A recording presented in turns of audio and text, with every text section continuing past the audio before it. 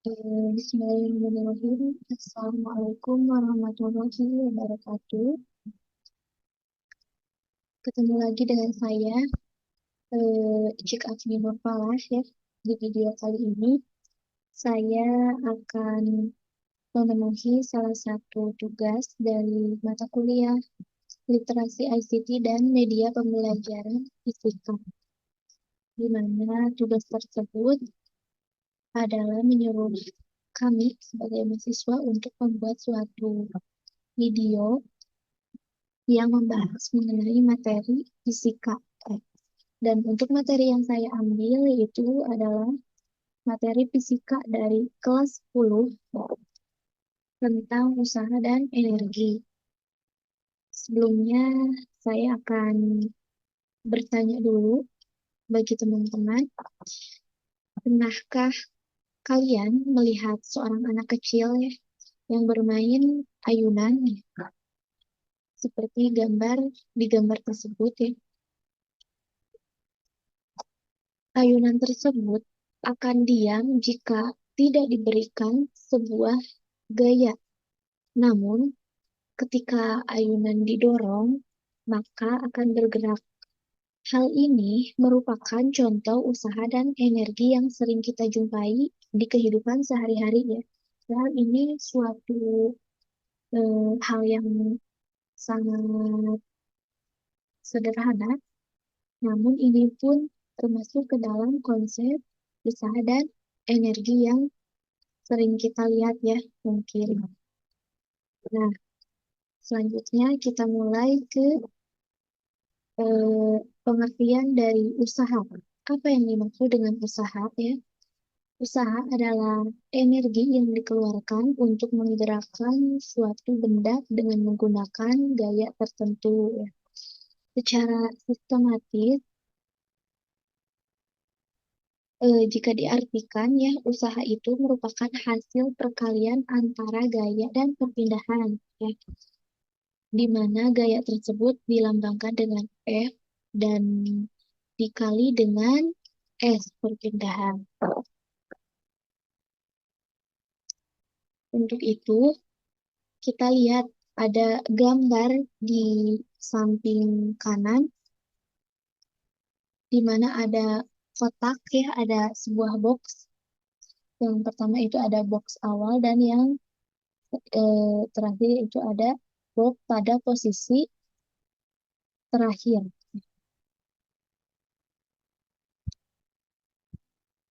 Box tersebut jika diberikan sebuah gaya ya, maka akan maju ke samping. Nah, seperti yang digambar ini. Ini box awal dan kemudian ini adalah didorong diberi gaya. Kemudian berpindah ke posisi yang lain, yaitu ada di posisi ini ya, box akhir.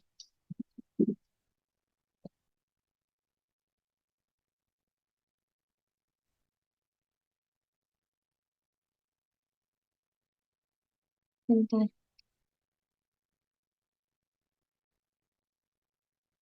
Dilanjut ya.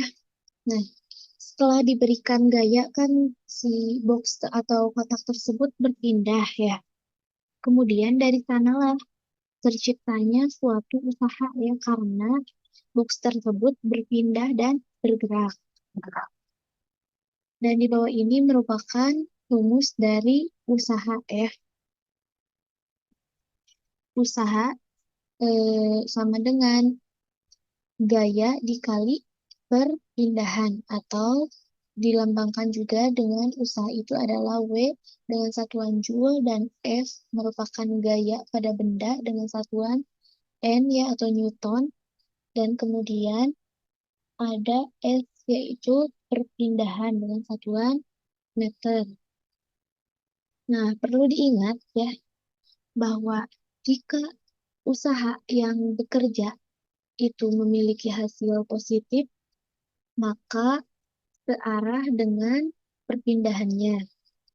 Sedangkan jika usaha tersebut memiliki nilai negatif, maka arahnya maka berlawanan arah dengan perpindahan. Usaha itu terbagi-bagi ya. Misalkan jika ada usaha pada bidang datar, maka eh, gaya yang diberikan tidak akan selalu lurus, yang berarti dalam kondisi tertentu gaya akan membentuk suatu sudut ya. Jadi jika ada usaha yang terjadi pada bidang datar itu akan tidak selalu lurus gitu arahnya. Bisa juga sewaktu-waktu akan membentuk suatu sudut ya. Nah, sudut yang dihasilkan dari usaha pada bidang datar yaitu adalah sudut cos ya. Dengan kata lain rumusnya yaitu W sama dengan F cos theta dikali S ya.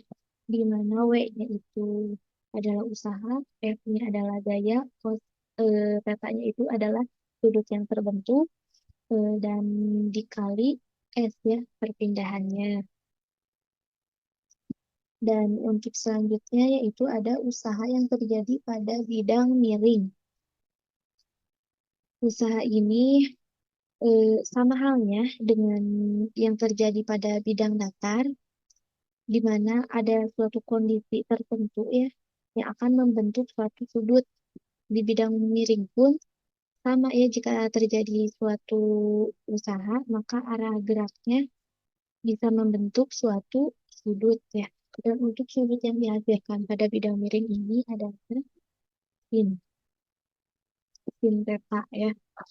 Dengan kata lain rumusnya yaitu W sama dengan W sin theta dikali S ya.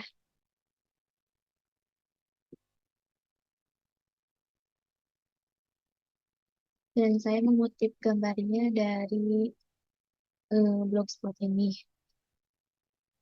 Nah, perlu kita ingat ya bahwa ini sebagai catatan yang harus kita pahami, jika arah gaya yang bekerja itu tegak lurus dengan perpindahan, maka usaha yang dihasilkan adalah nol ya, usahanya sama dengan nol. Dan jika gaya tidak menyebabkan suatu perpindahan atau diam ya, perpindahannya tidak bergerak, diam, maka usaha yang dihasilkan juga sama dengan nol. Next ya, ke materi selanjutnya yaitu mengenai energi ya, yang tadi kan usahanya sudah saya paparkan dan sekarang lanjut ke energi. Energi ini memiliki definisi bahwa energi merupakan sesuatu yang diperlukan oleh benda atau objek agar benda tersebut mampu melakukan sebuah usaha.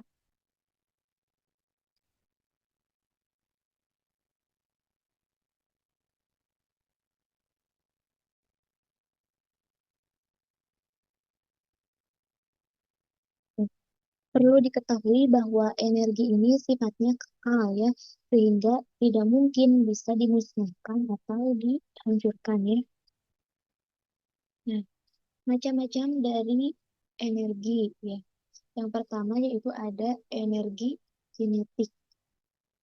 Definisi dari energi kinetik sendiri adalah suatu energi yang dimiliki oleh benda yang bergerak. Benda bergerak itu memiliki energi kinetik karena adanya suatu kecepatan ya. Energi kinetik dirumuskan dengan EK ya sama dengan setengah mv kuadrat, di mana EK tersebut merupakan energi kinetik yang memiliki satuan joule dan M merupakan massa yang memiliki satuan kilogram. Kemudian ada V yang merupakan suatu kecepatan dengan satuan meter per sekon. Selanjutnya yaitu ada yang kedua, energi potensial. Energi potensial adalah energi yang dimiliki benda karena ketinggiannya.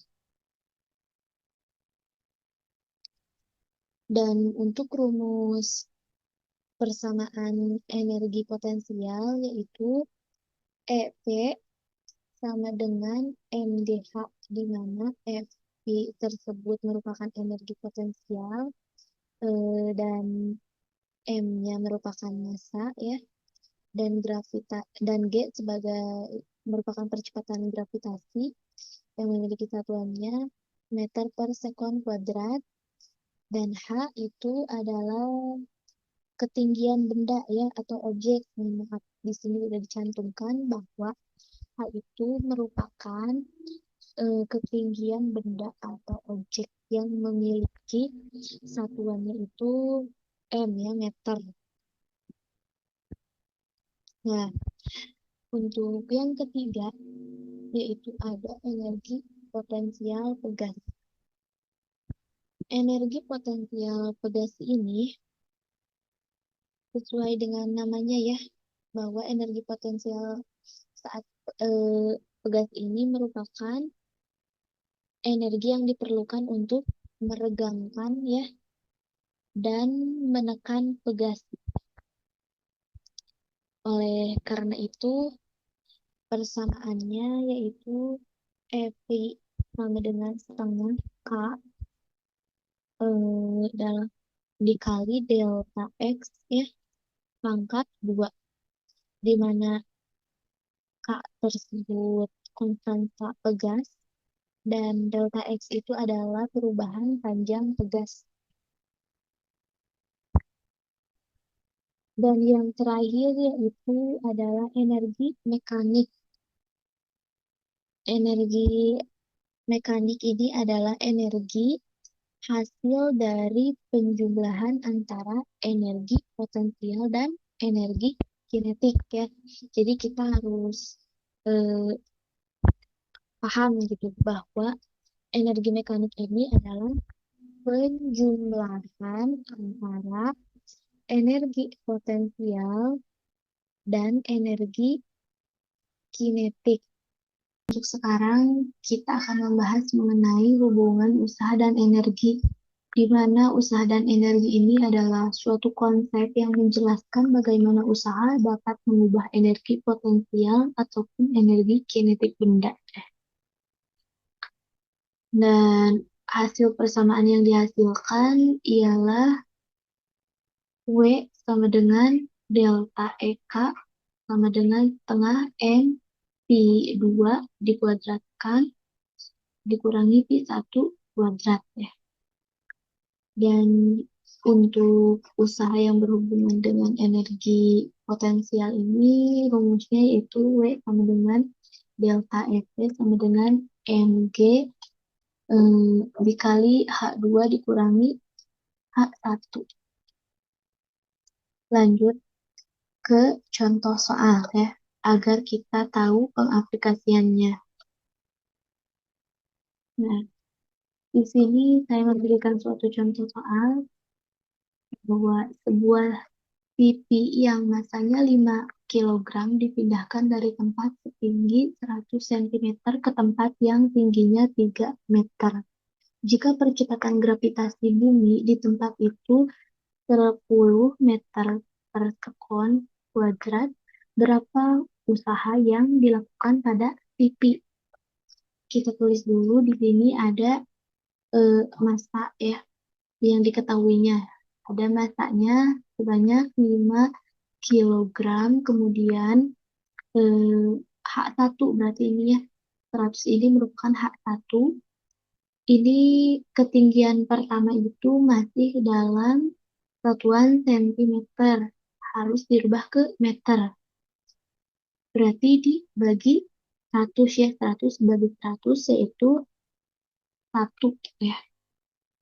Dan untuk ketinggian terakhir ya, atau ketinggian keduanya itu adalah 3 meter. Untuk percepatan gravitasinya 10 meter per sekon kuadrat. Yang ditanyakan di sini apa? Yang ditanyakan di sini usaha ya. Berarti W ya.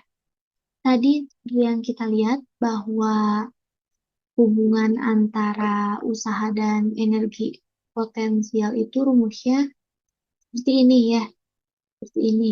W sama dengan delta F sama dengan Mg dikali H2 dikurangi H1. Kita masukkan ya pengaplikasian rumus tersebut kepada pengaplikasian soal. Setelah dimasukkan eh, dan dimanipulasi, terdapatlah menjadi rumusnya Mg dikali H2 dikurangi H1. Ini itu dari mana ya Mg H2 dikurangi H1 itu asalnya? Nah, dari sini ya, ini diturunkannya suatu eh, usaha, ya, suatu rumus usaha yang berhubungan dengan energi potensial. Kemudian sudah dapat rumusnya Mg dikali H2 kurangi H1, maka masukkan Mg-nya berapa ya?